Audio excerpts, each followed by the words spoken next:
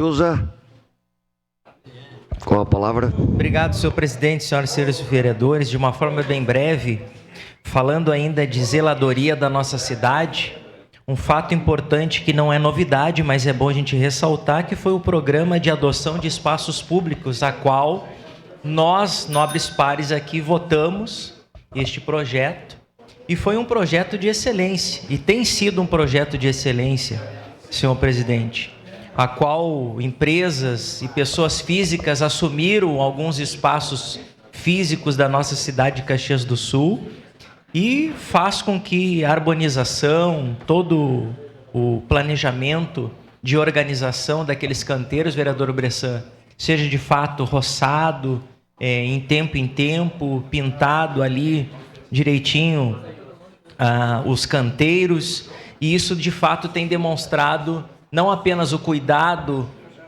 diante daquela praça ou daquele canteiro, mas também demonstrando de fato uma organização da nossa cidade. Infelizmente a cultural, às vezes alguns vândalos cometerem esse tipo de situação, vereador Renato Oliveira, de fazer essas pichações, de desorganizarem muitas vezes esses espaços públicos, e acaba, querendo ou não, o ofício ao Poder Executivo para poder fazer com que esse possa, de fato, consertar este erro que estas pessoas, infelizmente, têm feito à nossa sociedade.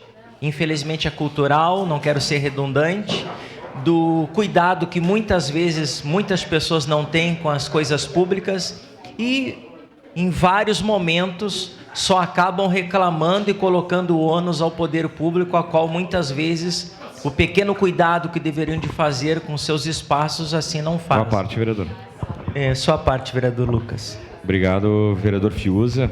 É muito importante esse programa de adoção de áreas públicas, e a gente procurou incentivar também aos presidentes de bairro que usem desse recurso, principalmente naquelas áreas que ficam ao entorno dos centros comunitários, aquelas pracinhas, enfim, canteiros, né? A nossa Associação dos Moradores do Bairro Exposição adotou a Praça Monteiro Lobato, que fica na frente da Maesa.